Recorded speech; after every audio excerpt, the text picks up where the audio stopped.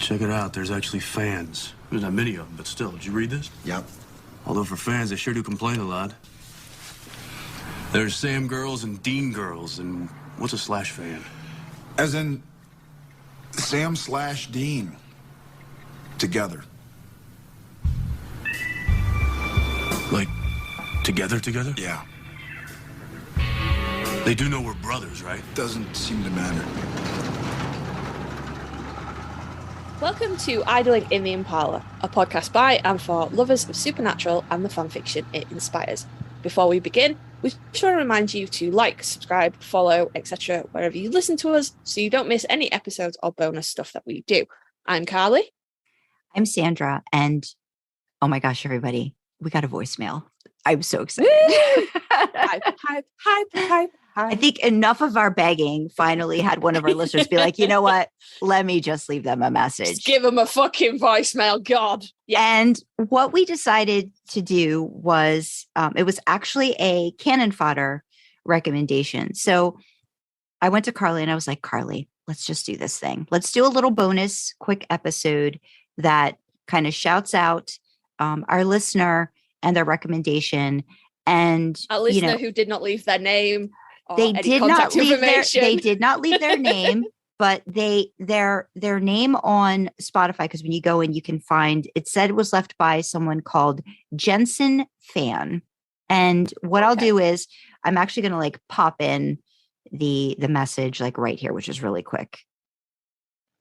Hi, I love your podcast. I read this awesome story on AO3. It's called Smells Like Dean Winchester by Leather Jacketed.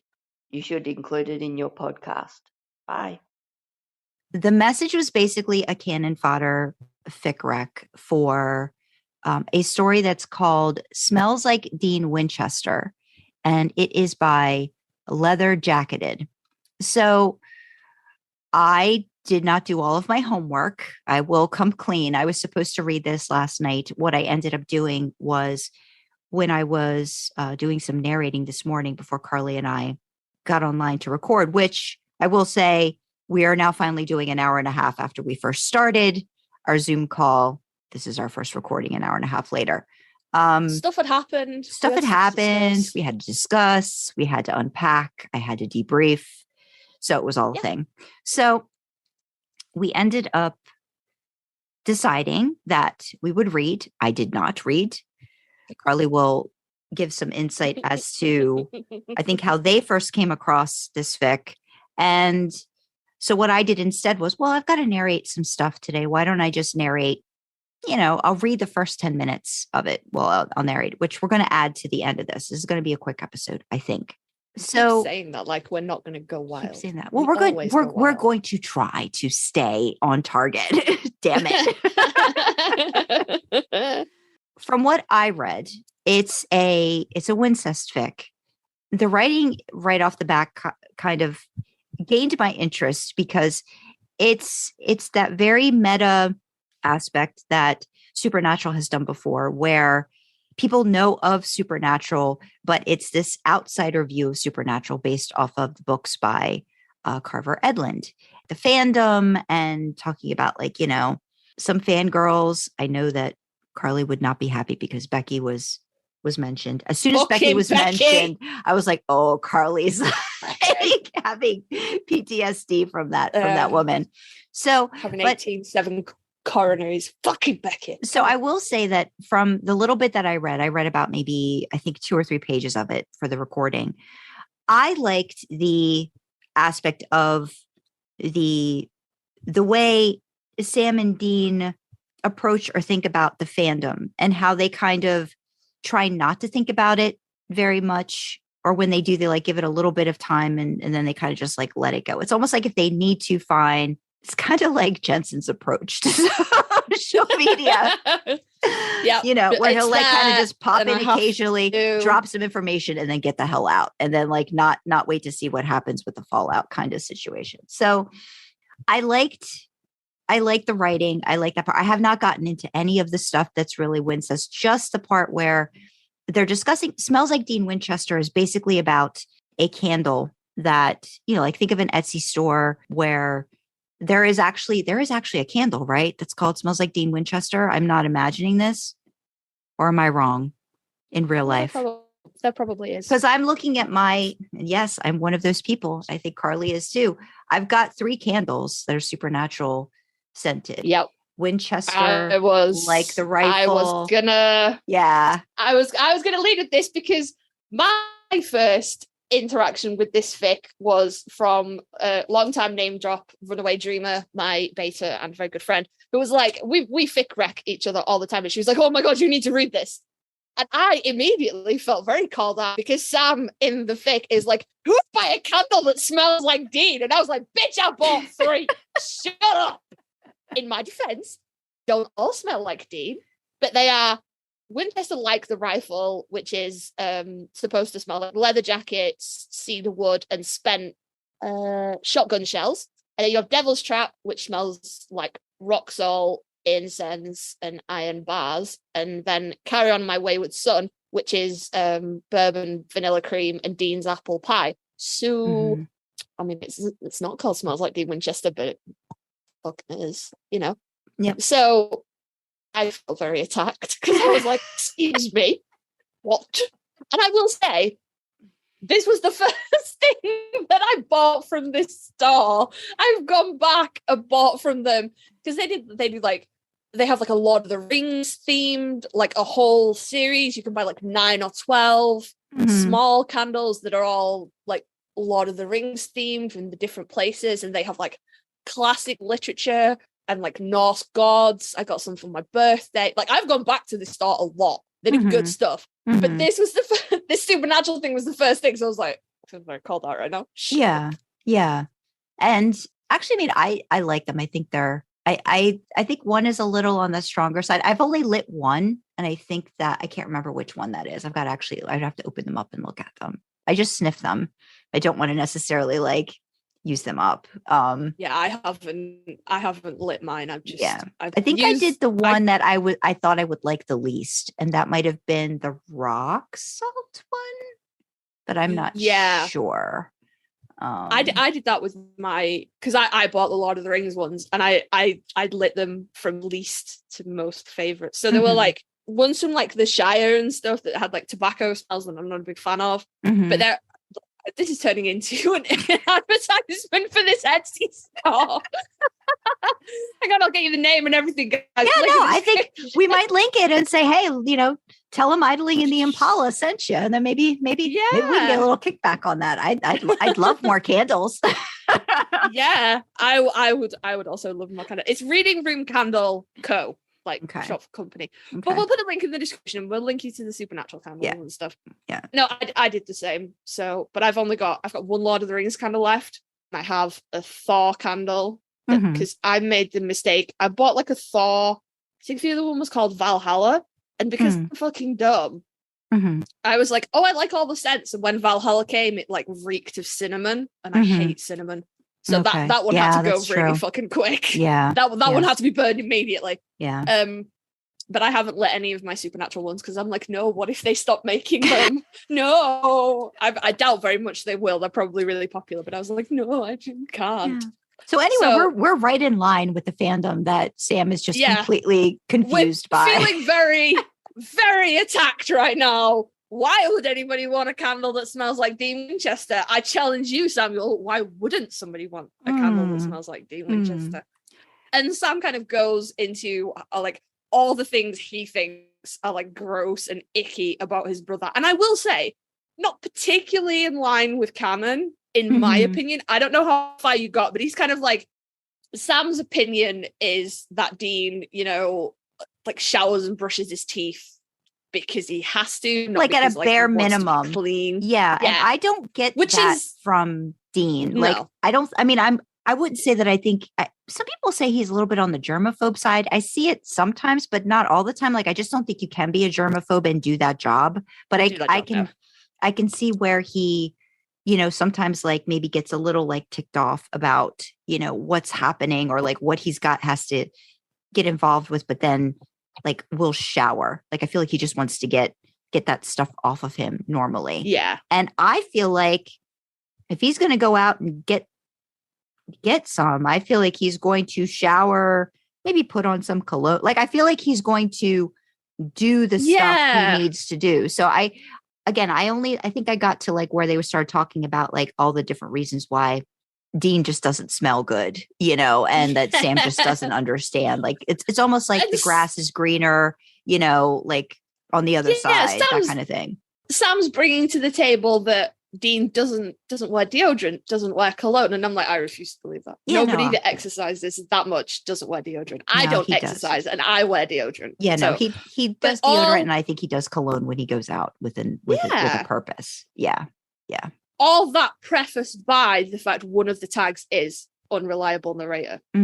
So Sam's bringing a lot to the table, but it's not necessarily right. Now, don't get me wrong. I think Dean probably is icky in some ways. One of the big things that they do in the show to show that Dean is not doing well is to surround him with mess.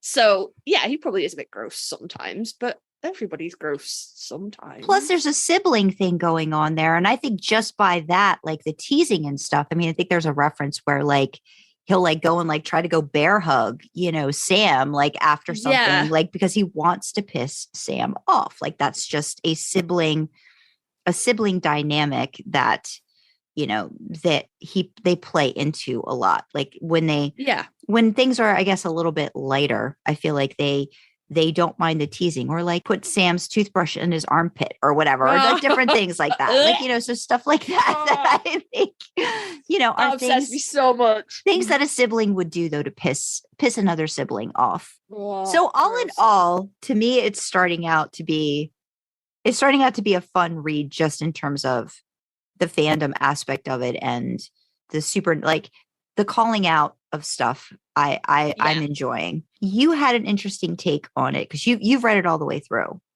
I've read it all the way through twice. Okay. I got it. I've read it through twice. I read it through for me and I read it through for you. Because I got recommended it by Dreamer, obviously, a few weeks ago. Because it was published at the start of May. And then we got this voicemail and Sandra was like, we should do this. And I was like, that sounds familiar. Hang on a minute. Send me a link. And I was like, oh yeah, no, I have read that. So for me personally, and this is in no detriment to the author, it's a really good fic. It's funny. It's like it's touching. There's a lot going on under the surface of just Sam being a bit weird about candles, which he is very fucking weird about candles. And it's like the general premise is he sees this advert and he's like, why would anybody want a candle that smells like Dean? And then orders it and gets the candle and is like, oh, this is why people want a candle that smells like Dean, because the candle smells really good and it's really accurate and stuff.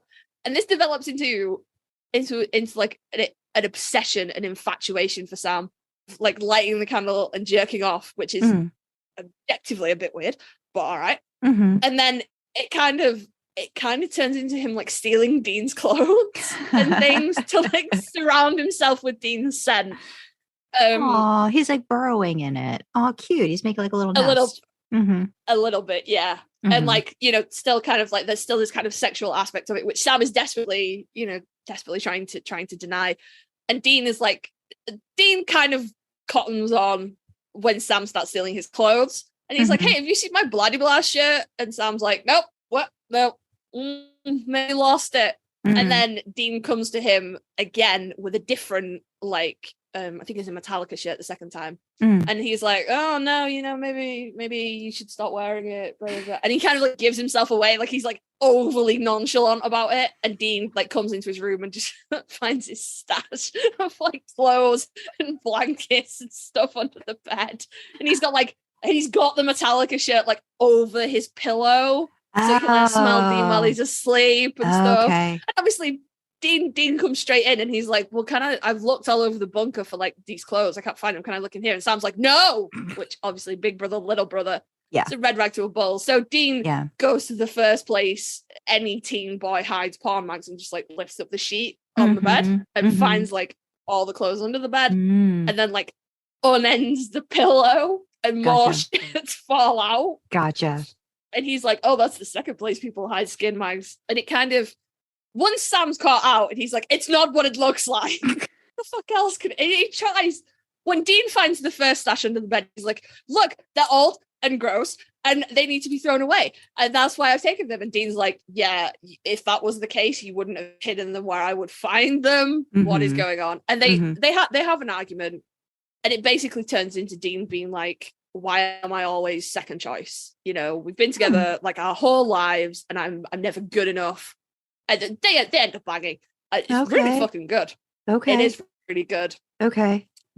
But it was, for me, the story was really good and it was funny. And there was, like Sandra said, it gets a bit meta with like the supernatural books. And then it gets quite real towards the end with them both kind of looking back over their lives. And, you know, Dean's very much like, why am I always second? Why am I not good enough? But it's too, I said to Sandra before we started recording, I said, it's too noisy for me. It's very cerebral. It's very much Sam's stream of consciousness, which is fine. I write like that. But Sam's brain is really loud. And it's I don't know what it is. There's something about the way Sam's voice is in this fic that's too loud and too in my face that I can't engage with it properly. So the fault is with me. The fault is not with the author in any capacity. But I just find it's too loud. And also I struggle with unreliable narrators. Okay. Because I don't like to doubt my narrators. If they say something, I'd like to be like, and that's that. Okay. So when Sam's like, and Dean is fucking gross, and it's this, and then you find out like 3 paragraphs later that actually none of that is true. And he thinks his brother smells like, you know, fucking heaven in a flannel shirt, you know? I struggle with that because I'm like, I don't know what is real. What the fuck? Yeah, I think that might be too because, and I did like, I read the tags when I did the small little bit of narration, but yeah, it's POV Sam Winchester, POV third person limited, unreliable narrator. And then I love it. I love it when an author just starts like writing their own tags, because then we get this really long, like, also, this is one of those fics that look dumb and cheesy and is, but period. Also gets way too real, comma, kind of like the writer is dumb and cheesy, period. But sometimes, question mark, gets way too real, comma, trust the tags. So I feel like, I love those as well. You are. You're getting those, like, you're getting it from all these different perspectives too, which might be why it's kind of like too noisy. Because I could definitely see how in the beginning it's very like third person limited. And then it's like, I think it kind of like will like step into Sam's POV a little bit and then back out again. So maybe that's it too. Like the way they're doing the POV in it could probably be what's kind of like, maybe like you said, it's too loud, because maybe it's just too much. Because I know we've talked about sensory stuff with you too. So maybe it's almost like that aspect of it. It's just too much trying to get in there all at the same time. But I mean, it sounds, just from what I've read so far, I'm engaged and like, I want to see where this goes. And just, there's one tag, ultimately top Dean Winchester here, FYI. Would you agree with that tag? Ultimately top Dean Winchester. Okay. So what is giving you pause there? Does that mean he's topping, or is it just like the best Dean Winchester you can ever imagine? Oh, no. He's the postman, not the post box. Sam's the post box. Okay. That is, by the way, I have to give a shout out to that, because that is one of the best euphemisms I've ever heard. And it's from a Scottish comedian called Larry Dean, who looks like every generic everyman ever and gets a little bit into his sets before he starts talking about being gay. And then he's like, oh yeah, by the way, gay person. And that is, that is one of his lines. I'm the postman, not the post box. So yeah, great. Dean is okay. And the thing is, in all Sam's fantasies, he's the top. Because I'm just gonna call out here, mostly because my crazy brain won't let me not. There is a scene in this fic, and it's pure fantasy, where Sam is thinking about wax play with this candle and Dean, and the wax play is tagged. What is not tagged is Sam like scooping up the wax from Dean and then putting it in there and using it as lube. Don't do that. Okay. Don't do that. That is nobody's gonna have a good time if you do that, because it might melt in your hand again. bit's gonna solidify in places you don't want solidified candlelight. Don't do that. That's really, really bad. Don't. Okay. Well, it's good that it's a fantasy. Yeah, it's just a fantasy, and that's just my crazy brain that's like, you have to tell people not to do that, you know. And before you all start coming after me and going, you don't need to tell us not to do that, Karlee, I want to make it known that British newspapers run a headline every fucking summer telling assigned female people at birth not to put ice lollies in their vaginas every year without fucking fail, because apparently I live in a country of fuckwits where people go, oh, it's warm, I'll just stick fucking sugar up my vag. So, don't put candle wax in anyone's ass. Or any other holes, to be fair. Just don't put candle wax in people anywhere. Oh my god. And PSA from the British media, don't put ice lollies up your paraphernalia either. Okay. So maybe candle companies need to put disclaimers there too as well. Oh gosh.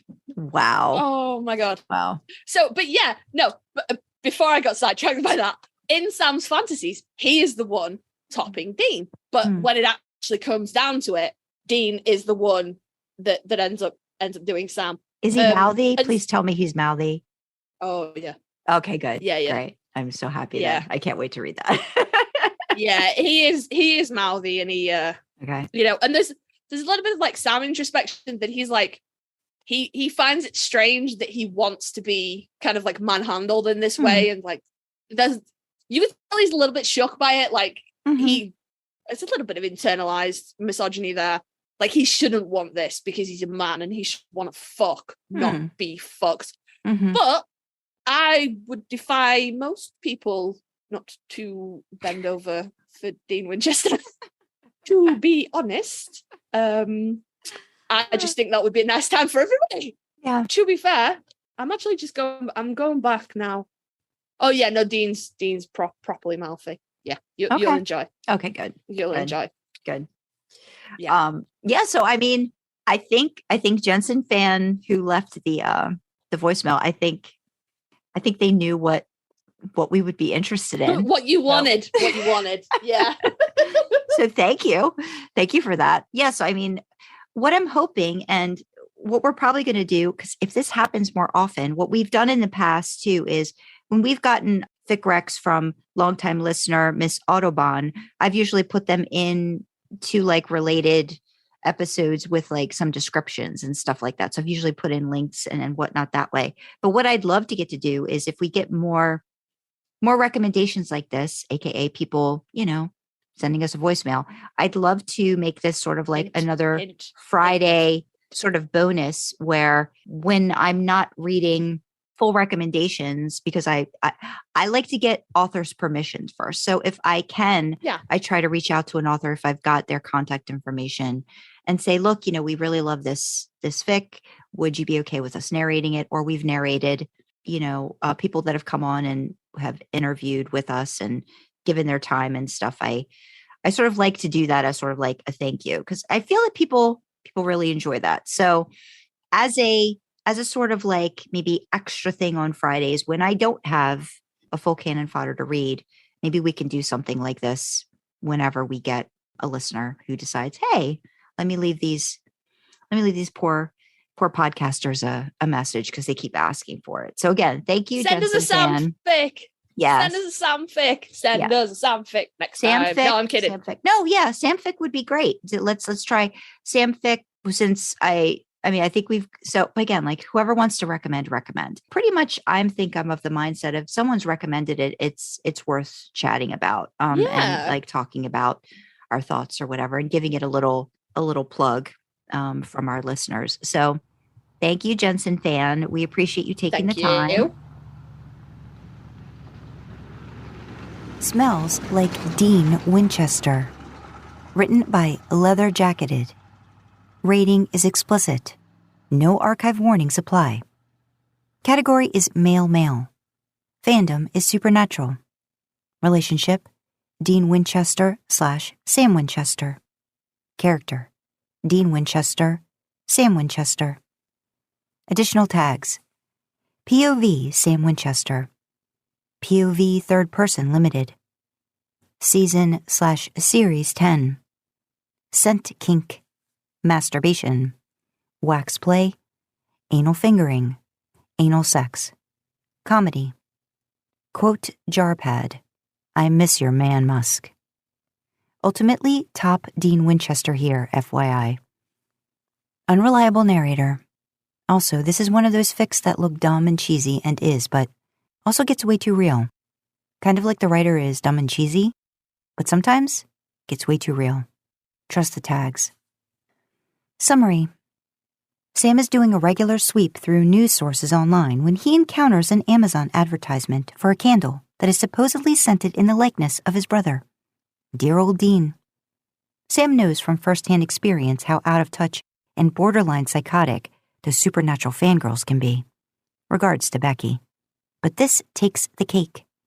It was utterly demented. Dean smells like briny body sweat and odorous, unwashed skin. There was nothing appealing about the man or his musk.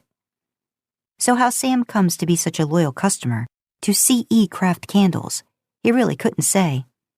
Nor could he explain away the piling stash of borrowed clothing articles of Dean's he hides beneath his bed.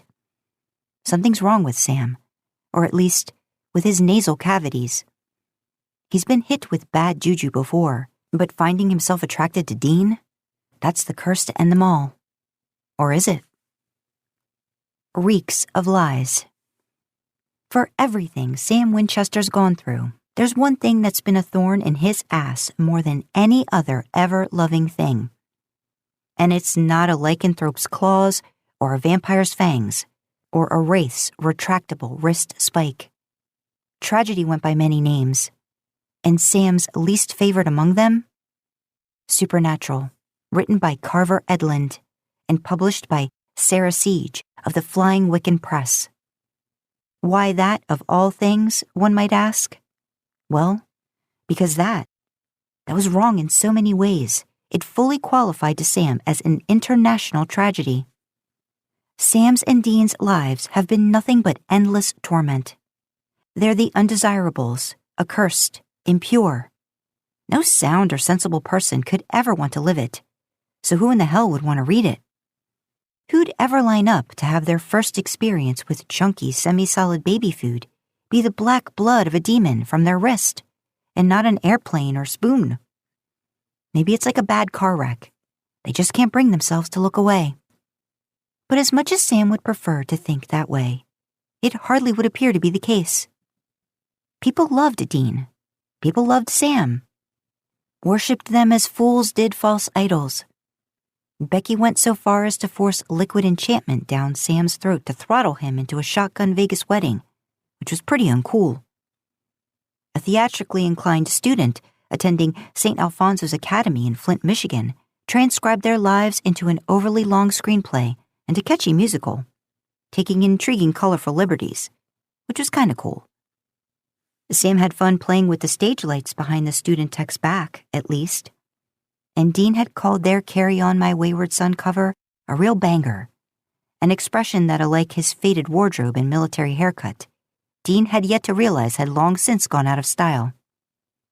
But there was little point in informing a guy like Dean of that, because he'd only defensively tut, "This could never go out of style as long as it's coming from me." They were God's mistakes, sinners more than they were saints. Hardly celebrity material worthy of public adoration. It was worldwide contempt and condemnation they deserved, if anything. They'd nearly ended the world. They weren't all worthy heroes. They were overglorified jackasses. But apparently, like the Kardashians or Kanye West, crimes against humanity did little to deter a cult-like following from amassing. Actually, they fit right in. Taylor Swift's private jet emissions could get a pass, so evidently, so could sacrilegious transgressions.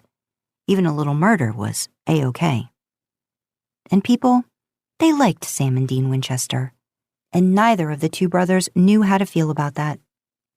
So, they did as those dear readers ought to know they do best with things that brought them conflicting emotions. They buried it. Sam and Dean didn't talk about it. They scoured the web maybe once, twice, then never again. They had enough on their plates trying to keep the world intact from monstrous threats and everyday cases. They didn't need to go digging into stardom. Most days, they barely put up with themselves. They didn't need to know how others were faring in that department secondhand, through paper and print. They just didn't. And that was the deal. Dean and Sam had agreed to it long ago. No poking that sleeping dog. Let it lie, goddammit. They had an arrangement, and it suited them. Sam never felt any inclination to stray from leaving it at that. Until, of course, he did. For what it was worth, which, in Sam's experience, amounted to very little, it was by sheer accident. Unintentional. Kind of like guzzling demon blood, opening the gates of hell, or offing himself trying to close them. His intent never really rang up to matter much in the long run, not when the endgame panned out to be such a spectacular shitshow. It just sort of happens, perusing news on the internet on a laptop locked and loaded with 3 of the best heavy-duty VPNs Charlie hooked him up with a while back. It was one of those pesky ads tucked away in the corner of the page. Those eye-boiling, oversaturated eyesores one could only thank capitalism for fathering in the first place. Sam only flicks his cursor over to it to close it, but that cursor stalls and dilly-dallies when his gaze chances upon the contents of the ad. At first glance, it's the last thing that should catch the eye of Sam Winchester. At second, it's an Amazon listing for a candle that just so happens to be labeled, "Smells like Dean Winchester." He shouldn't, and he knows it. He's staring down Pandora's box. He's well aware how this ends for him. But what do the kids on the interweb call it these days? Clickbait? Well, consider him baited. Hook, line, and sink. There's no basis to back the compulsion. He needs to know. Call him Eve to the apple, or the quince, or whatever. But he needs to know just what these know-nothing Nancys presume Dean Winchester to smell like that's fragrant enough to make a candle out of. Because Sam has been cohabitating with Dean just as long as he has what Dean proudly refers to as his man-musk, and can't wrap his mind around who'd pay money for a whiff of what he's made to withstand on a regular basis. Maybe it's more than a car wreck kind of thing. Maybe these people are masochists. That sure would fill in most of the blanks, actually. Someone who took pleasure in suffering would love to put themselves in their shoes. Sam skims through the nuances of the candle's craftsmanship. It was sold by a brand called Chiplop, lasted 40 hours, and was made from a non-toxic and all-natural soy wax blend. But that's not what Sam was interested in. His eyes hurriedly scavenge the page until they strike gold. With a funny, gorgeous, sexy, and beautifully unexpected scent, this homesick candle is made with citron, vanilla bean, cinnamon, and clove absolutes juxtaposed with tonka and whipped cocoa to put us in mind of fantasy, seduction, and a sophisticated warmth. The dark arches of Sam's brows slingshot high on his face and curve in speechless confoundment. Just what in the fuck kind of description was that? Gorgeous? Sexy? Beautiful? Fantasy? Seduction? Independently, the words were bad enough.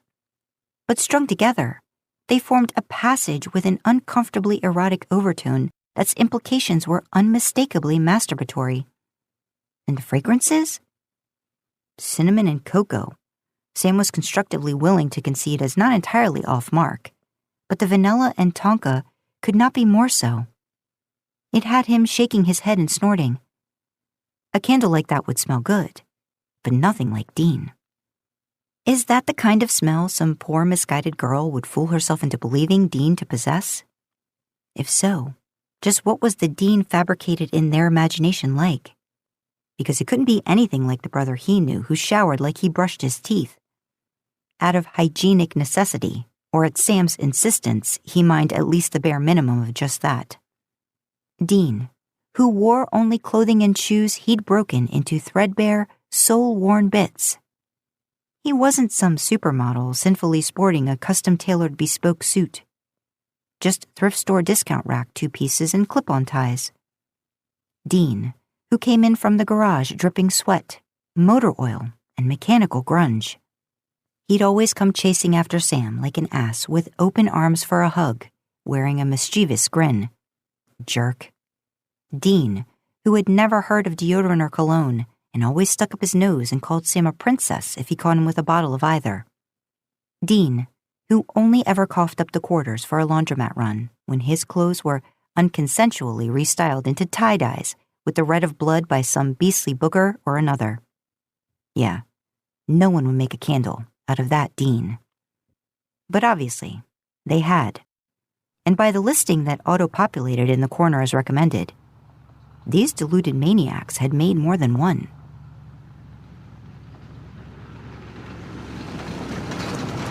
I think we're going to leave links to Reading Room Candle. Again, if you decide to pick up a candle from them, tell them that Idling in the Impala podcast sent you. I'm looking forward to reading this in full. And if you have any recommendations, we'll leave a link, as we usually do, in the description where you can submit a little form to us that recommends whatever. But ideally, I'd love a voicemail. I just think they're fun. I love hearing people's voices. This. I just like that. I just think it's fun to know I know there's an actual person when they filled out a form, but it's just something about hearing somebody's voice, even if it's for 20 seconds, that just kind of like gets me all excited. So leave us voicemails. This is probably longer than it was supposed to be, but yes. So I guess do we need to do our full out intro? I don't think we need to do our full out intro for this. What do you think? How can we shorten our intro? Check out the website. Everything you need to know about us is on our website, idlingintheimpala.com. All our contact information is there. All the ways you can reach out to the podcast. There are so many ways now. Good Lord. Yes. But all the ways you can reach us, all the ways you can reach the podcast, behind the scenes information about us, behind the scenes videos that we can't post to YouTube and Spotify, things like that for like copyright reasons and stuff.